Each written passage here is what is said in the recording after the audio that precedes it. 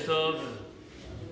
As we mentioned, we're going to make a bracha for the bidikat Chametz, and the bracha that we make is al bi'ur Chametz, on the burning of the Chametz, because that, as we explained, is the point of the checking. The point of the checking is to burn it. Now, we have an obligation not only to check our homes and rid it of Chametz, but our businesses as well, our cars, anywhere that we would have Chametz that belongs to us.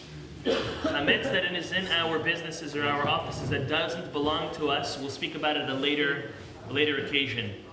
For example, those who have retail stores, maybe they sell drinks or food there, or they have workers that bring their own food. We'll speak about that at another time. But right now, simply, we, our own Chametz, in our homes, in our businesses, in our cars, we need to check and we need to make sure that it is not there. Even though we have multiple locations to check, we make one beracha with an all-encompassing intent that we're going to cover all of those places that have to be done. So, the first place to do it, obviously, is with the home, with our wives and our children. We make the bracha al biur Chametz, we check the house. After that, the next place is, I guess the easiest, is the car.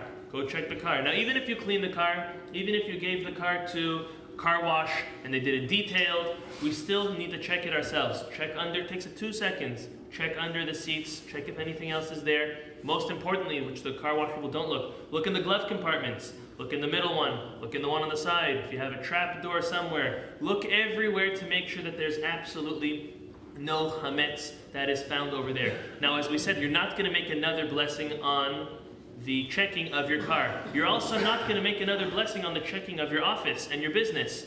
Now, even though you checked it prior that evening, maybe even earlier that day, if you are going to be at all present during Pesach at your business or your store or whatever it is, you need to go again that night after you do your home to your office. So if your office is close, it's not that bad.